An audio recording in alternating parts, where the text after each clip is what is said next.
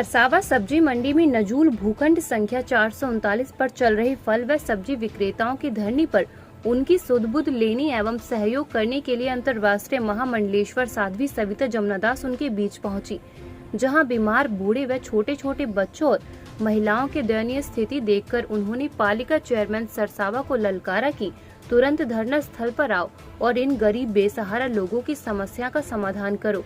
लेकिन चेयरमैन और उनके प्रतिनिधि ने बहाना बनाकर अपना पलड़ा झाड़ लिया। यह स्थिति प्रशासनिक अधिकारी की रही। साध्वी सविता जमुनादास ने पीड़ितों को भरोसा दिलाया कि अब आपके साथ साध्वी कंधे से कंधा मिलाकर साथ खड़ी है। किसी भी कीमत पर अन्याय नहीं होने दिया जाएगा। किसी भी कीमत पर न्याय दिलाकर रहूंगी, चाहे किसी भी स्तर तक जाना पड़े। धरना दे रहे फल व सब्जी विक्रेताओं ने साध्वी सविता जमुनादास जिंदाबाद के नारे लगाए, तो वहीं चेयरमैन और चेयरमैन प्रतिनिधि मुर्दाबाद के नारे लगाए। रिपोर्ट महेश कुमार। जी महामंडलेश्वर जी, आप इतने घंटे हो गए इस धरने पर आए हुए, आपने चेयरमैन से बात करी है और जो आने वाले थे अधिकारी एडीएम वगैरह, क्या मामला है, हमें कुछ बताएंगे सर आप ज्ञान में? आप जय श्री राम। देखिए, यहाँ पे जैसे वर्तमान समय में आपने देखा है कि हम 11 बजे से यहाँ उनका इंतज़ार कर रहे हैं। एसडीएम भी यहाँ पर आए और आते ही बाहर से ही लौट के चले गए बिना मिले।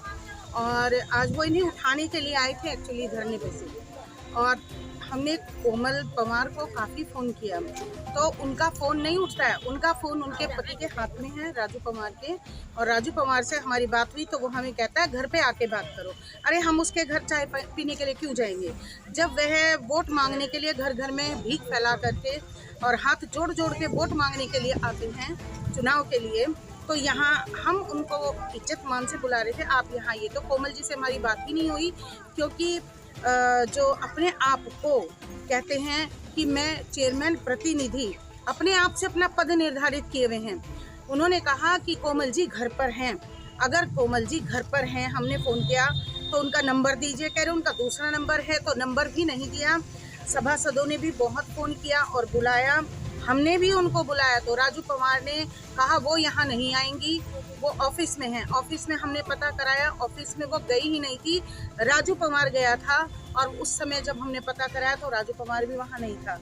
इसका मतलब जो चेयरमैनशिप है वो राजू पवार के हाथों में है और हम इतना इंतजार। ये मामला कहाँ तक संदिग्ध नजर आ रहा है? देखिए, आपको पता ही चला है कि ये जो दुकानें ये तोड़ा है इन्होंने, तो एक राजनीति, एक साजिश के तहत इन्होंने तोड़ा है, क्योंकि लिफाफे ये ले चुके हैं और ये दुकानें अलॉटेड हो चुकी हैं, जैसा हमारा सुनने में आया है। अभी तक विश्वस्त सूत्रों से ज्ञात हुआ है कि ये दुकानों का ले चुके हैं, और तो इसी वजह से ये यहाँ पे कोई भी नहीं आया इनके दुख दर्द को साझा करने। अधिकारी अमला भी अपने जिम्मेदारी से पल्ला झाड़ते हुए दिखाई दे रहे हैं। हाँ, बिल्कुल झाड़ रहे हैं।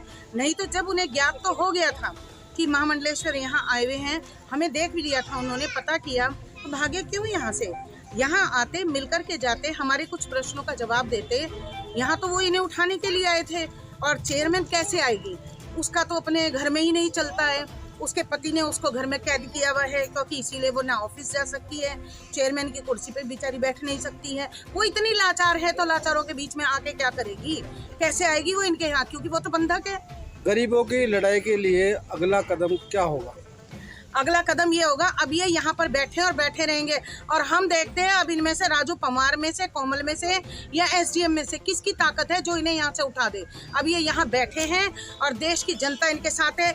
योगी जी की सरकार में गुंडागर्दी नहीं चलेगी, यहाँ पे गुंडा राज खत्म है, यहाँ पे योगी राज है, और इसको पूरी कोशिश करेंगे कि यहाँ की जो चेयरमैन है वो निलंबन हो, उसका निलंबन होना चाहिए। ऐसी गुंडागर्दी हमें यहाँ नहीं चाहिए। अब हम डीएम से मिल करके और सारी की सारी वस्तु स्थिति उनको दिखाएंगे।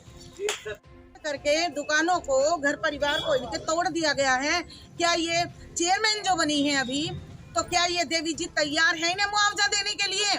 और देना पड़ेगा इन्हें, नहीं तो ये सारे के सारे चेयरमैन के घर जाके बैठेंगे। अगर ये लोग नहीं सुधरेंगे तो, और अगर हटाना है अतिक्रमण तो इन्हें ये सड़कों पे से रेडियां हटाओ, और नहीं तो ये दुगने जाम कर दिए जाएंगे।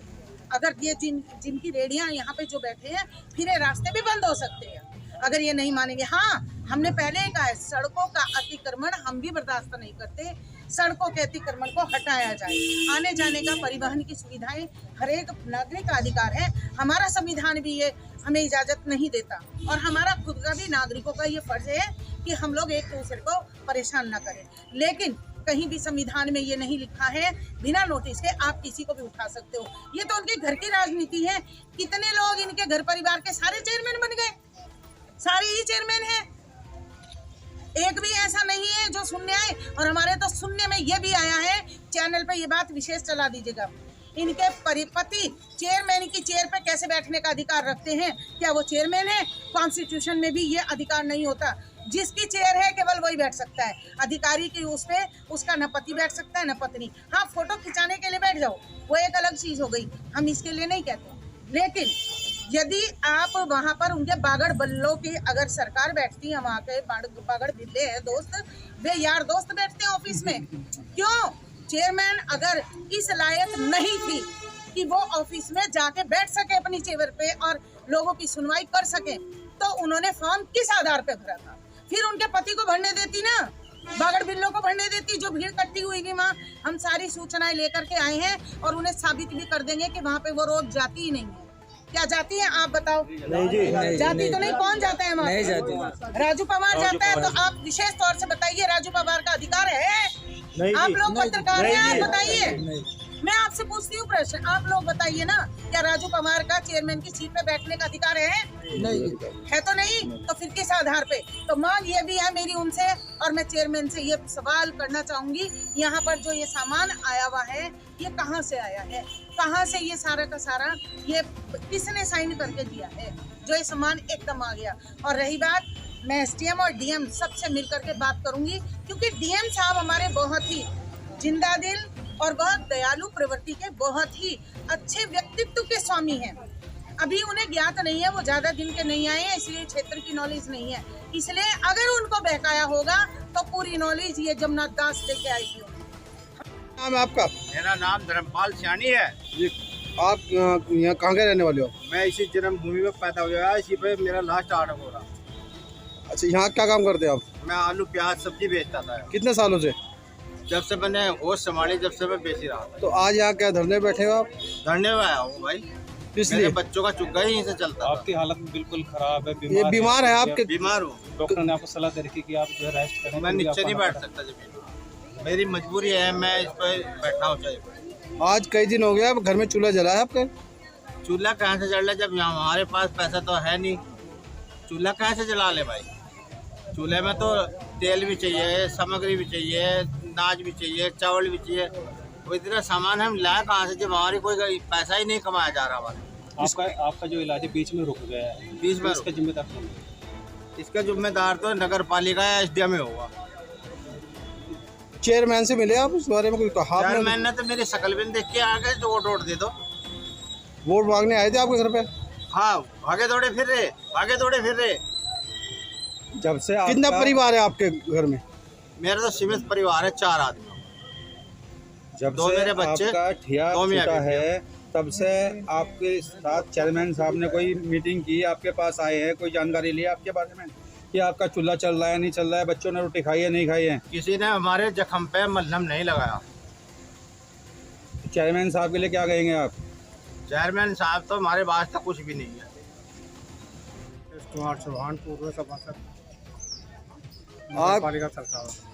आप ये बताएं कि आज ये धरने बैठे हैं, क्या कारण है धरने बैठने का इसका? ये उजाड़ दिए गए क्योंकि इसमें पैसे का लेन देन हो रहा है। जगह दुकानें बढ़ चुकी है, कुछ अंदाजा है कि कितना लेन देन कुछ हुआ नहीं, होगा? कुछ ये लेन? नहीं पता। अच्छा, ये बताया कि जानकारी ये भी हुई है कि चेयरमैन जो है प्रधानमंत्री आवास योजना के अंतर्गत मकान बनाए हैं, तो क्या कुछ ये बात? अपना मकान बनवा रखा है इसने, 1 करोड़पति होते हैं। किस जगह मकान है ये? इसके घेर में है। कब बनाया गया मकान ये? ये 2 साल पहले।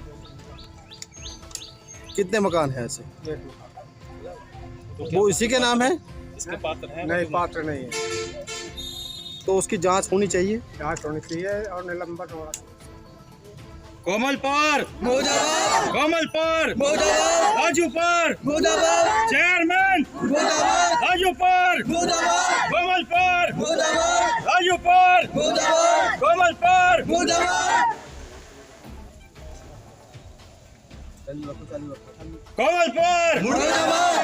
पर राजू पर चेयरमैन।